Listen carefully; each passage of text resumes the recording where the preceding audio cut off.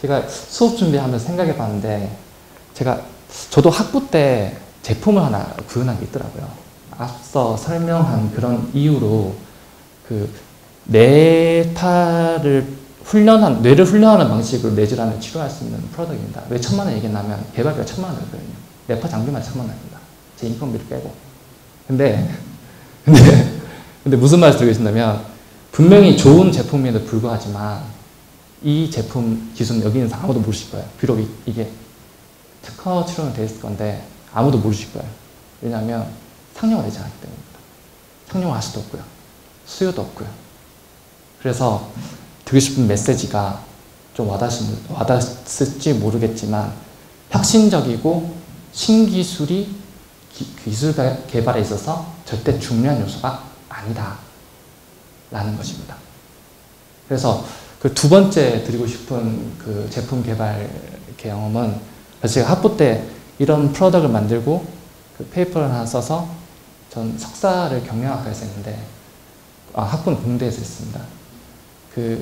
이런 어떤 기술 개발에 대한, 사업화에 대한 호기심 때문에 석사를 경영을 해서 또 나름대로 서비스를 만들었습니다. 이 서비스는 뭐냐면 요즘 유행하는 건데, 이건 6년 전에 만든 서비스인데, 그 당시만 해도 요즘 뭐 빅데이터니 뭐 데이터 마이닝이 그런 용어도 이슈가 많지 않습니까? 하지만 제가 만든 6년 전에는 쇼핑몰 데이터를 분석해서 고객 패턴을 예측해서 어떤 프로덕트를 추천해주는 시스템에 대해서 사람들이 잘 몰랐습니다.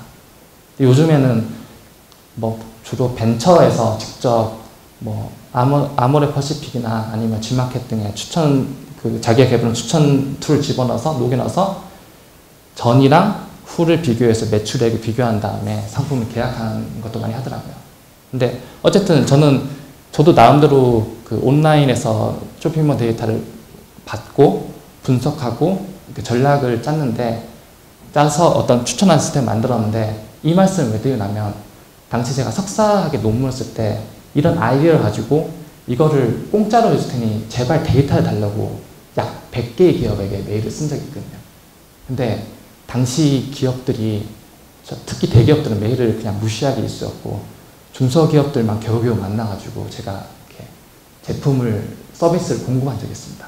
근데 이 말씀을 드린 이유는, 사실 약간은 지금이라면 좀 먹힐 수 있었겠지만 이런 생각이나 서비스들이 먹히지 않았던 가장 큰 이유는 사람들이 모르기 때문입니다. 내가 어떤 기술이나 어떤 서비스를 제공할 수 있는 여지가 있더라도 사람들이 이 베네핏에 대해서 공감하지 못한다면, 제가 아무리 기술을 잘 만들어서 제품이나 서비스를 제공하더라도 바이어 입장에서 어떤 느끼는 가치가 없기 때문에 기술이 사장될 수 있다는 것입니다.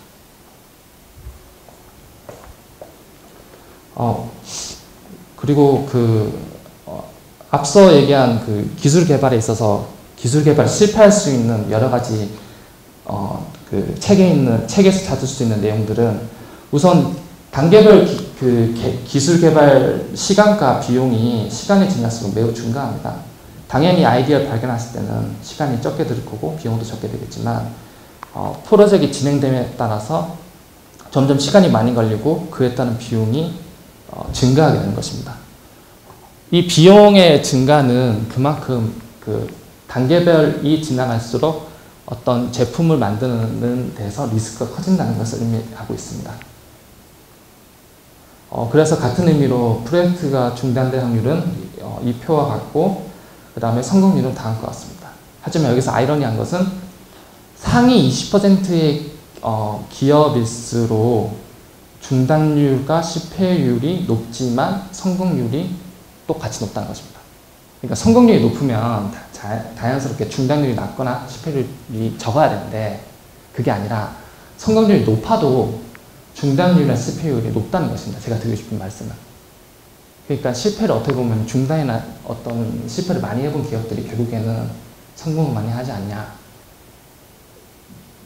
그 말씀을 드리는 거죠. 그러니까 한마디로 영세 기업들이 좋은 제품을 시장에 내서 그 다음에 상업화하기는 정말 힘들다는 것입니다.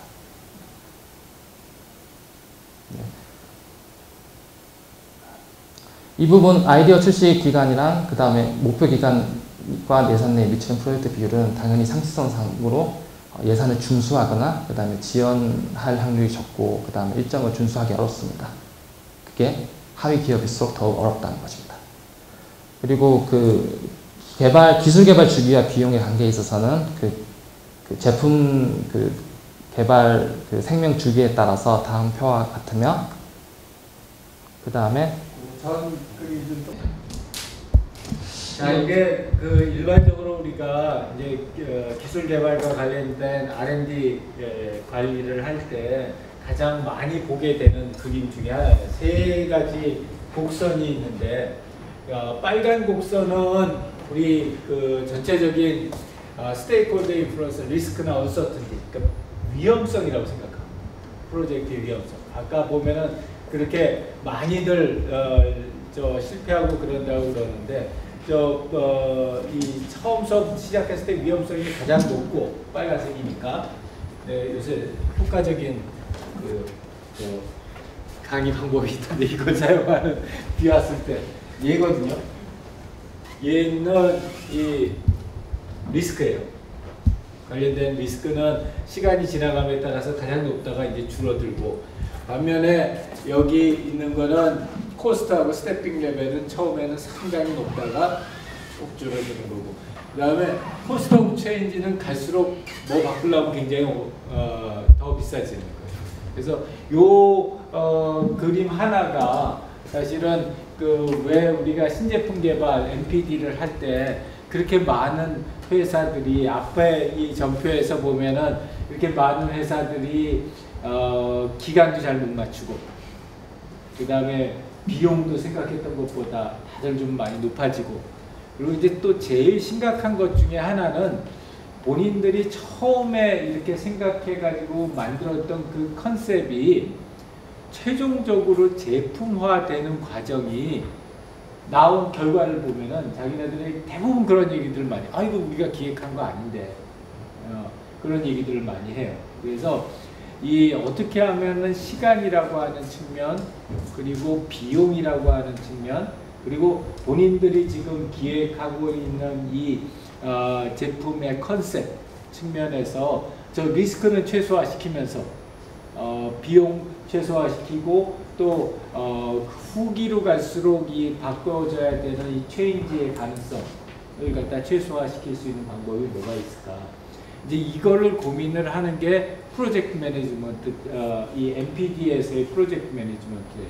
그래서 뭐 실제로 기업을 가서 보게 되면은 이런 NPD하고 관련된 대부분의 사례들이 뭐 기존에 처음에 생각했던 것보다 몇 배 높은 비용을 갖다 만들고 훨씬 더 오랜 기간이 걸리고, 그렇게 해서 나오는 경우도 자기네들이 처음에 생각했던 그 컨셉대로 안 만들어지는 경우가 굉장히 많다는 거예요. 그래서 지금 그런 원인들을 갖다가 어떻게 하면 우리가 줄이고 또 그걸 갖다가 어떻게 하면 좀 리스크를 갖다 줄일 수 있는 방법이 뭘까를 고민해 보는 게 이번 챕터의 가장 중요한 포인트라고 생각하면 될 것 같아요.